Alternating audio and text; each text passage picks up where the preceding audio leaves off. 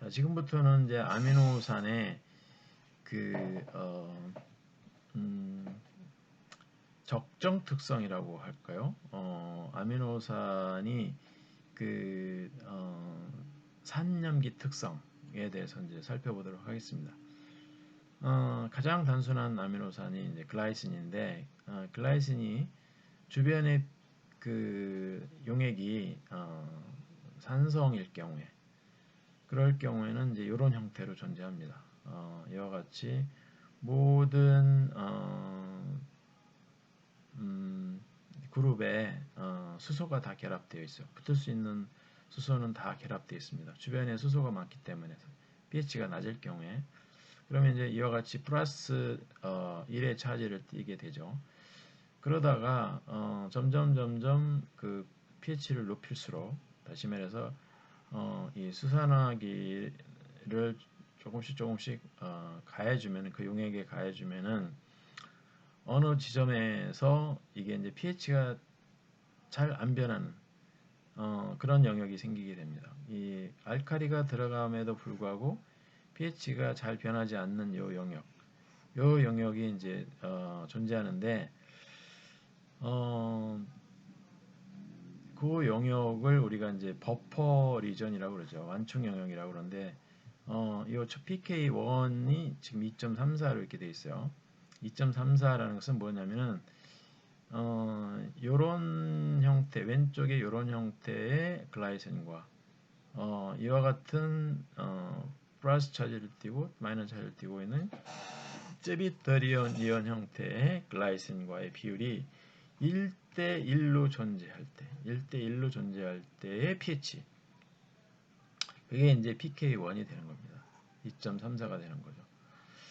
그 다음에 조금 더, OH기를 가하게 되면은 pH가 이제 이렇게 급격하게, 알카리 쪽으로, 변하다가 pH가 올라가다가 다시 또 pH가 좀 안 변하는 그런, 영역이 존재해요. 이게 이제 pH 9.6 근처인데, pH 9.6을 우리가 PK2라고 그러는데, PK2는 맨 오른쪽에 있는 이런 글라이신의 형태와 이런 그 쯔비터리온의 형태가 또 1대1로 존재할 때의 pH입니다. 이때의 pH가 9.6이에요. 그래서 해리상수가, 산의 해리상수죠. 아미노산의 산의 해리상수가 글라이신의 경우 두 개가 있습니다. PK1, PK2. 요 PK1과 PK2의 중앙에 PI라는 값이 있어요. PI라는 값은 뭐냐면은 순수 전하가 0이 되는 점입니다. 넷 차지가, 순수 전하가 0이 되는 지점에서의 pH를 우리가 PI다, 등전점이다, 이렇게 얘기합니다. 등전점. 글라이신의 경우는 이제 5.97이죠. pH가 5.97일 때 마이너스 차지와 플러스 차지가 정확하게 같아져요. 그러면 이제 순수 전하는 0이 되는 거죠.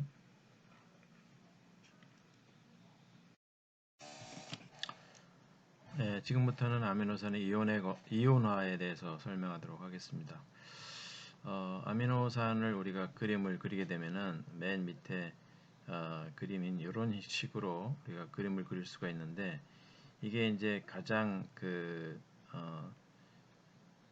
양전하를 많이 띤 그런 형태의 아미노산이 되겠습니다. 이런 아미노산 중에서 이 카르복실기에 붙어 있는 수소이온하고 여기 아미노기에 붙어 있는 이 수소이온이 각각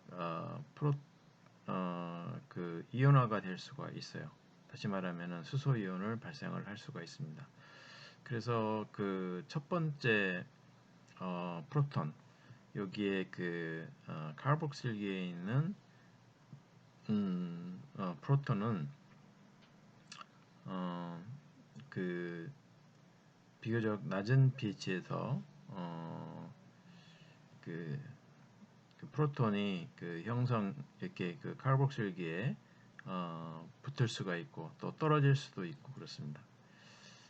여기 이렇게 우리가 표현을 할 수가 있는데, 그 다음에 그 또 다른 수소이온, 이 아미노 그룹에 붙어 있는 이 수소이온은 좀 더 알카리성인, 염기성인 pH가 됐을 때 이 프로토네이션이 될 수가 있습니다.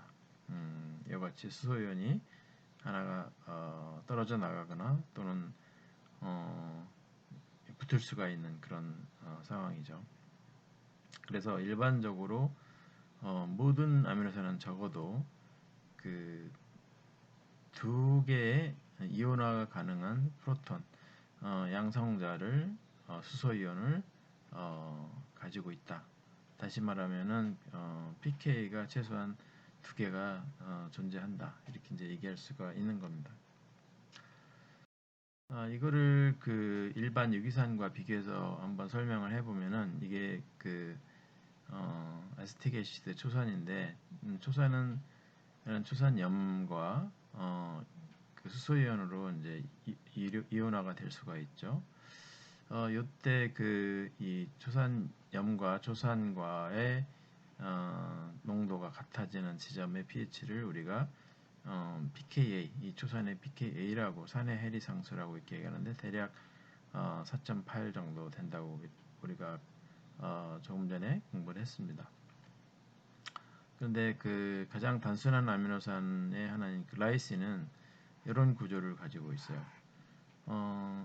가스틱 애시드하고 그 비슷한 구조를 가지고 있지만은 여기에 카르복실 그룹은 훨씬 낮은 pH에서 2.34, pK 값이 2.34인데 이 아세틱 애시드보다는 훨씬 낮은 그 pH에서 이게 그 해리가 됩니다. 다시 말해 수소이온이 떨어져 나갈 수가 있어요. 그래서 이런 그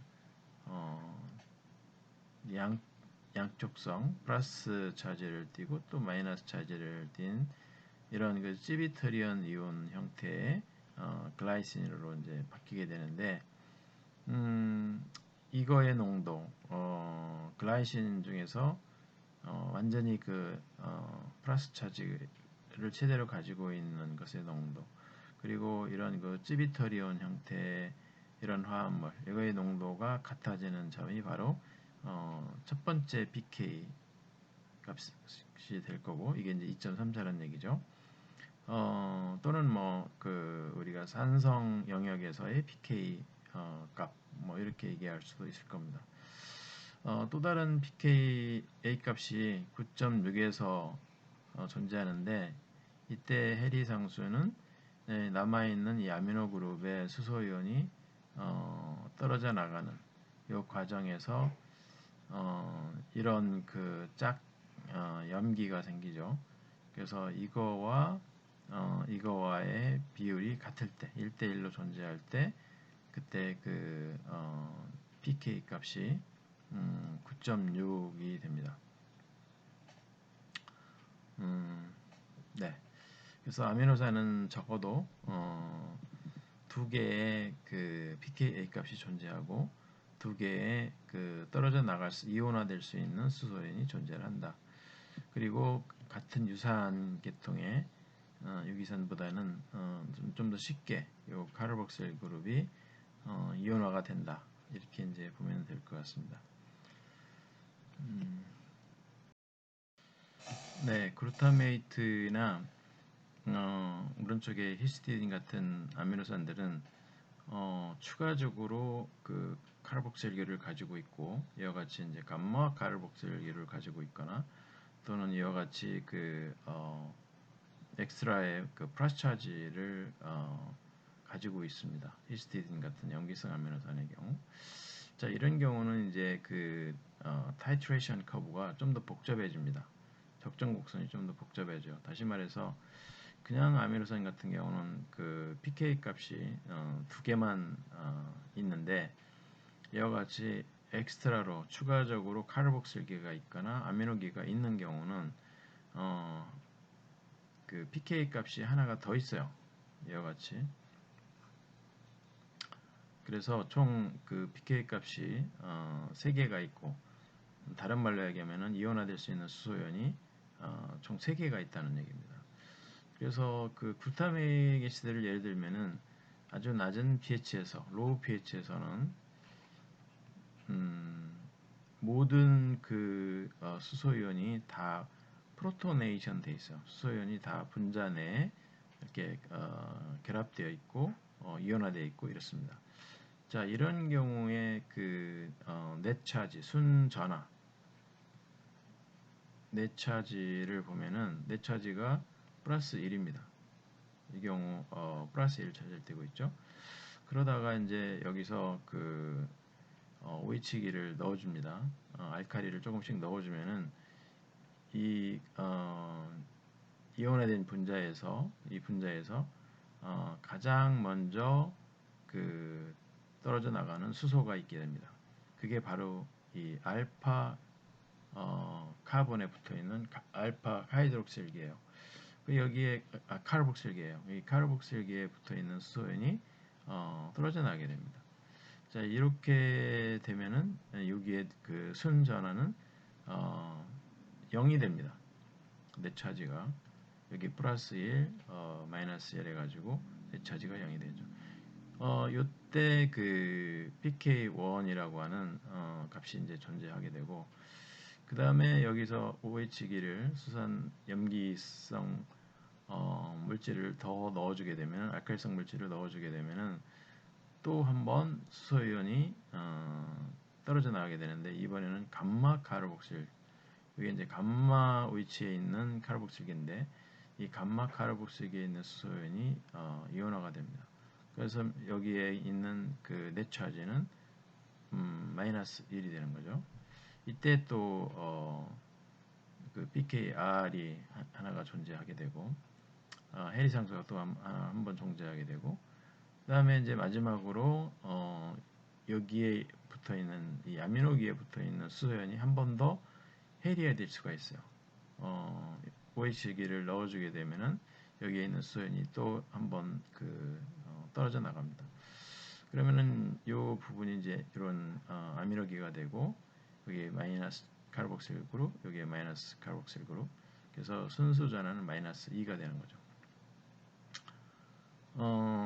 그래서 아까 얘기했듯이 이제 pK1이 pH 2.19에서 한번 잡히게 되고, 그다음에 pKr이 4.25, 또 다른 pK2가 9.67, 이렇게 세 개의 pK 값이 존재하게 되고, 이것은 이제 다른 말로 수소이온이 이 분자에서 이온화될 수 있는 게 세 개가 존재하게 된다, 그런 얘기가 되겠습니다. 뭐 비슷하게 히스티딘 같은 경우는 이제 염기성 아미노산인데, 아주 그 산성 조건하에서는 모든 그 수소이온들이 다 이렇게 결합을 하게 되는데, 그때 그 넷차지는 플러스 2를 가지게 되고, 그 다음에 이제 여기에다가 알칼리 OH 이온을 조금씩 이제 가해주게 되면은 OH 마이너스 이온을 맨 처음 중화하는 카르복실기가 수소를 하나 내주게 됩니다. 어떤 카르복실기가 먼저 그 수소를 내어주게 되냐면, 여기에 알파 카르복실 그룹에 있는 수소이온이 맨 먼저 수소이온을 내주게 되고, 그럼 이제 이런 이온화된 형태가 되게 되고, 순수 전환은 플러스 1이 됩니다. 마찬가지로 이제 또 한번 OH기를 넣어주게 되면 수소연이 또 한번 탈락하게 됩니다. 그러면 이제 여기에 있는 수소연이 이번에는 제거가 되고, 그러면 이 전체를 보면은 넷 차지가 0이 되는 거죠. 여기 마이너스, 여기 플러스, 더 이상 차지가 없습니다. 그래서 순수 전화가 0이 됩니다. 그다음에 맨 마지막으로 여기에 있는 아미노기에 있는 수소연이 또 한번 해리가 될 수가 있어요. 그러면 이제 이런 아미노산 분자가 될 거고, 이때 넷 차지는 마이너스 1이 됩니다. 그래서 총 그 pK 값이 3개가 존재하고, 프로톤 이온화될 수 있는 프로톤이 3개가 존재합니다. 자, 우리가 이제 PI라는 얘기를 아까 전에 공부했었는데, 순수 잔화가 0이 되는 pH를 우리가 넷 차지가 0이 되는 점의 그 pH를 우리가 PI라고 한다, 등전점이라고 한다 했는데 히스티딘의 경우는 등전점이 pKr 하고 pK2 요 사이에 있겠죠. 요 어딘가 있겠죠. 이 등전점이. 그래서 우리가 보통 2분의 6.0 더하기 9.17 이렇게 해가지고 등전점을 계산할 수가 있어요. 뭐 이 경우는 이제 여기 근처에 PI 값이 나타나겠죠. 여기가 이제 플러스 1이고 여기가 이제 그 등전점 0이 되는 그런 지점이니까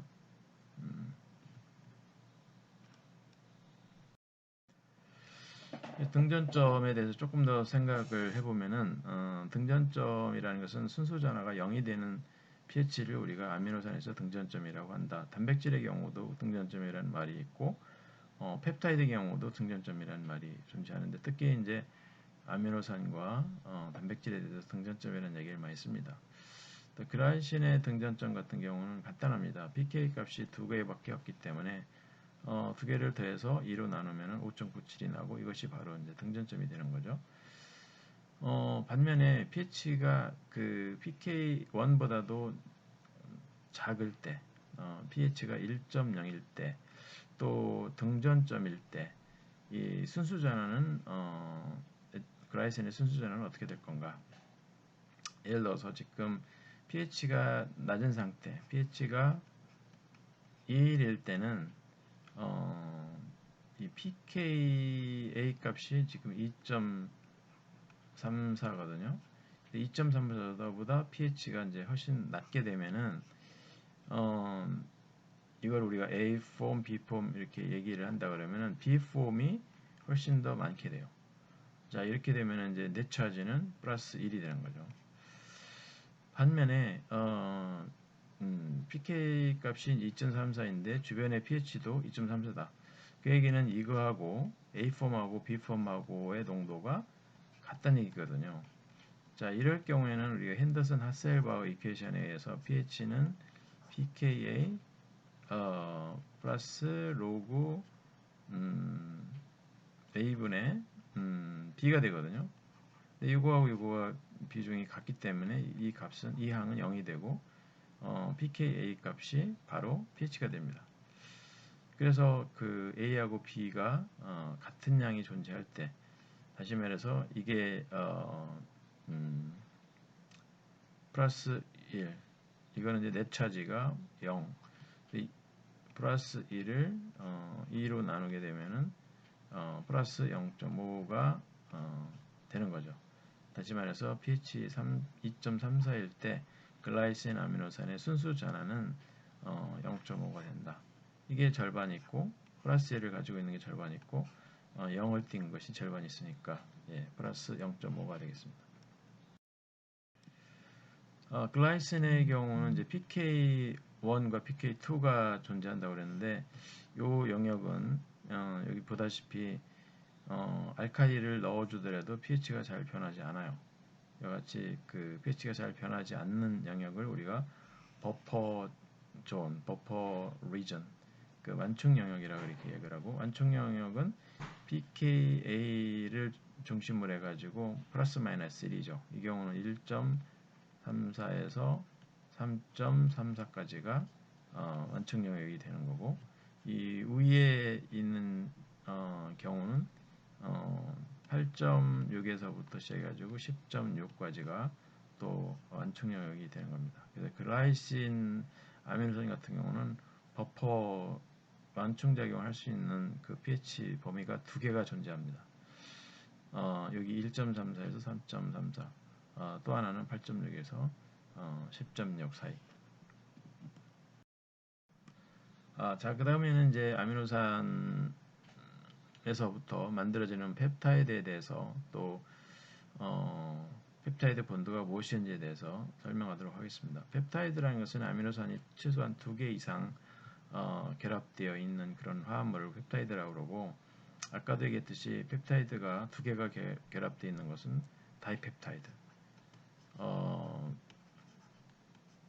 세 개가 결합되어 있는 것은 이제 트라이펩타이드 이렇게 얘기할 수가 있을 거고, 뭐 여러 개가 결합되어 있는 경우를 우리가 올리고펩타이드, 또 더 많이 결합되어 있는 것을 우리가 폴리펩타이드 이제 이렇게 얘기할 수가 있겠죠. 근데 일반적으로 이제 폴리펩타이드를 제외하고 이런 그 다이펩타이드에서부터 뭐 10개 미만의 아미노산이 결합되어 있는 이런 경우를 우리가 보통 펩타이드다 이렇게 얘기를 하고, 분자량은 대략 10kDalton, 만이죠. 만 이하가 되겠습니다. 펩타이드 본드가 만들어지는 과정을 살펴보면은 여기에 있는 아미노산과 여기에 있는 아미노산이 두 개, 이거를 우리가 A 아미노산, 아미노산 B라고 그러면은 이 두 개가 결합을 할 때 한쪽의 아미노산의 카르복실기, 또 한쪽의 아미노산의 아미노기가 서로 반응을 하면서 물이 떨어져 나가고, 이때 그 이중 결합 특성을 갖는 이런 결합이 만들어져. 이 결합을 우리가 펩타이드 본드라 이렇게 얘기합니다. 펩타이드 본드는 여기에서는 이제 이렇게 그리고 있지만은 여기 이중 결합이 있고 여기 단일 결합, 여기 단일 결합인데, 실질적으로는 전체적으로 이게 이중 결합의 특성을 가지기 때문에 이게 단일 평면상에 존재합니다. 이게 이제 평면 구조예요. 펩타이드 본드가 있는 경우에는 평면 구조를 가지고 있습니다. 그래서 나중에 이제 그 우리가 뭐 알파 헬릭스라든지 단백질이 형성되면서 베타 시트라든지 이런 그 구조가 나올 수밖에 없는 겁니다. 이거 펩타이드 본드가 평면성을 가지고 있기 때문에, 이중결합의 특성을 가지고 있기 때문에 이런 그 CN 결합 사이로 회전도 안 되고 또 CO 주입변으로 또 회전이 안 됩니다. 뭐 이것도 마찬가지. 그다음에 이제 이거는 5개의 펩타이드로 이루어져 있는 펜타펩타이드를 예를 들고 있는데, 여기에 이제 그 아미노산이 하나가 있고 그 옆에 또 아미노산이 하나가 있고, 여기에 아미노산, 여기에 그 아미노산이 하나, 또 마지막에 이런 아미노산이 하나 이렇게 이제 있습니다. 그래서 각각의 아미노산의 정체를 보니까 맨 왼쪽에 있는 요것은 세린이에요. 그리고 요 중간에 그 다음에 있는 것은 글라이신입니다. 그 다음에 이것은 이제 타이로신이죠. 그리고 여기는 다시 알라닌이고, 맨 마지막에 있는 아미노산이 류신입니다. 그래서 이 펜타펩타이드 이름은 세릴, 글라이시닐, 타이로실, 알라닐, 류신 이렇게 이제 우리가 명명을 할 수가 있습니다. 그 다음에 이제 여기에 그 테트라펩타이드, 네 종류의 펩타이드가 있는, 결합되어 있는 테트라펩타이드가 있는데 알라닌과 글루타믹 애시드, 글라이신, 라이신 이렇게 되어 있습니다. 이 펩타이드를 보면은 기본적으로 아미노 그룹에 이렇게 NH3 아미노 그룹이 있고 카르복실 그룹이 이렇게 있으면 기본적으로 다 있는 모든 펩타이드가 가지고 있는 그룹이고요. 그 외에 이제 라이신은 이런 그 아미노 그룹을 엑스트라로 가지고 있고, 글루타믹 애시드는 이런 카르복실기를 엑스트라로 가지고 있어요.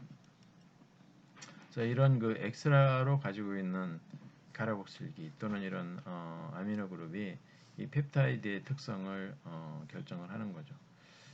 이런 그 차지가 많이 있을수록 수용성도 강하고 또 뭐 pKa 값 이것들에도 영향을 줄 수가 있습니다.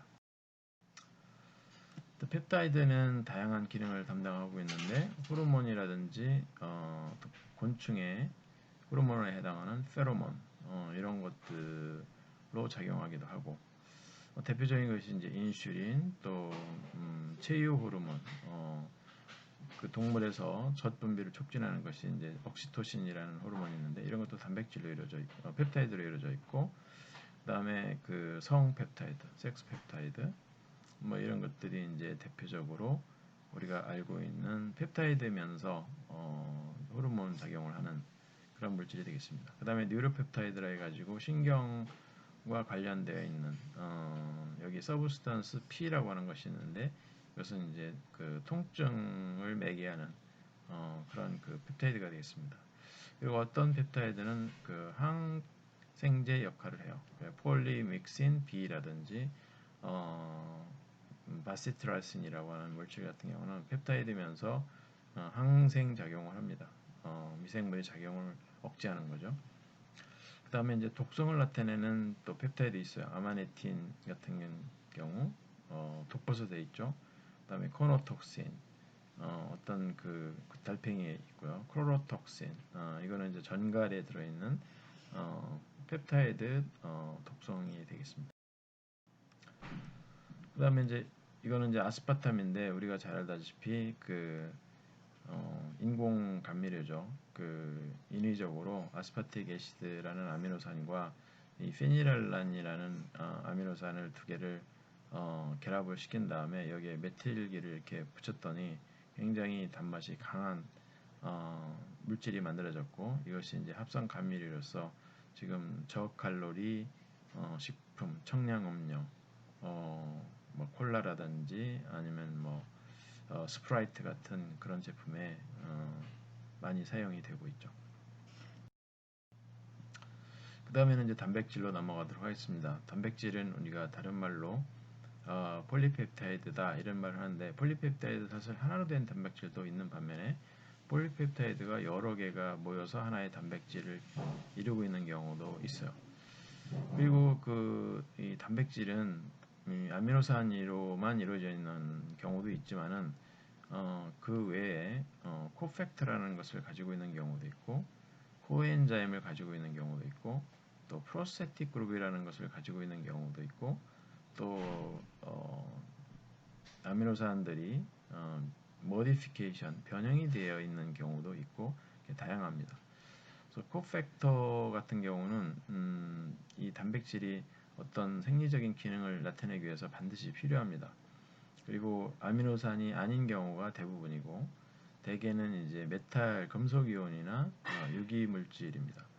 코엔자임 같은 경우도 이 단백질이 기능을 하기 위해서 반드시 필요한 비단백질성 화합물을 의미하고 유기 화합물로 되어 있습니다. 예를 들면은 니코티나마이드 아데닌 다이누클레오타이드라는 것이 이제 락테이트 디하이드로제네이스의 대표적인 코엔자임입니다. 또 프로스테틱 그룹은 영원히 단백질과 공유결합을 하고 있는 코팩터를 우리가 부를 때 일컫는 용어고 마이오글로빈이나 헤모글로빈에 들어있는 햄 같은 것이 대표적인 프로스테틱 그룹이죠. 이 햄이 없이는 마이오글로빈이나 헤모글로빈이 산소에 대한 그 친화성이 없어요. 산소와 결합을 할 수도 없고 운반할 수도 없고 저장하는데도 저장하는 것도 불가능하게 됩니다. 이거는 이제 단백질에 또는 이제 폴리펩타이드 단백질에 들어있는 폴리펩타이드 파슬의 개수를 이제 보여주고 있는데 여기 그 사이토크롬부터 시작해가지고 그 단백질 분자량이 가장 큰 티틴이라고 하는 단백질의 분자량이 무려 300만에 가깝고 시토크롬 같은 경우는 12,000밖에 안 됩니다. 여기에 보면은 이제 폴리펩타이드 사슬이 그 어떤 단백질은 하나가 있는 반면에 어떤 단백질은 3개가 있는 경우도 있고 헤모글로빈 같은 경우는 4개가 존재하고 여기 그 대장균에 글루타민 센테테이스라고 하는 효소가 있는데 이 경우는 12개의 폴리펩타이드 사슬로 이루어져 있습니다. 단백질의 분자량도 이렇게 다양하고 또 그 안에 있는 레시듀의 숫자, 레시듀라는 것은 아미노산을 의미합니다. 아미노산의 개수가 이렇게 100개에서부터 시작해가지고 많게는 2만 거의 3,000개가 존재를 합니다. 이것은 단백질 종류별로 아미노산 조성을 보여주고 있는 건데 그 소에서 분리한 사이토크롬 C 또 소에서 분리한 카이모트립시노젠이라고 하는 그 소화 효소를 2개를 놓고서 아미노산의 조성을 보고 있는 거죠. 알라닌 같은 경우는 예를 들어서 보바인의 시토크롬 C에는 6%가 들어있고 보바인 카이모트립신에는 틸시노젠에는 22%가 들어있어. 그래서 그 단백질의 종류마다 아미노산 조성이 천차만별이다. 매우 다르다. 물론 이제 아미노산의 개수도 이와 같이 다르죠. 그 다음에는 이제 단백질의 종류 가운데 컨주게이티드 프로테인이라는 것이 있어요. 이거는 이제 그 일종의 복합 단백질에 속하는데 이 지방과 단백질이 결합되어 있는 것을 리포프로테인이라고 얘기를 합니다. 그리고 당과 결합되어 있는 것을 글라이코프로테인, 인이 결합되어 있는 것을 포스포프로테인, 햄과 결합되어 있는 것을 헤모프로테인. 대표적인 것이 이제 그 헤모글로빈이죠. 인 단백질의 대표적인 것은 카제인 단백질입니다. 카제인 속에 인이 결합되어 있어요. 당 단백질의 가장 대표적인 것은 이제 이뮤노글로불린, 면역 단백질 중에 하나죠. 그다음에 나머지 여기 플라보 프로테인은 짐작을 할 수가 있겠죠. 플라비닌이 결합되어 있는 그런 단백질이고, 메탈로 프로테인은 금속이 결합되어 있는 단백질을 메탈로 프로테인이라고 하는데, 금속 이온도 이제 다양하게 존재합니다.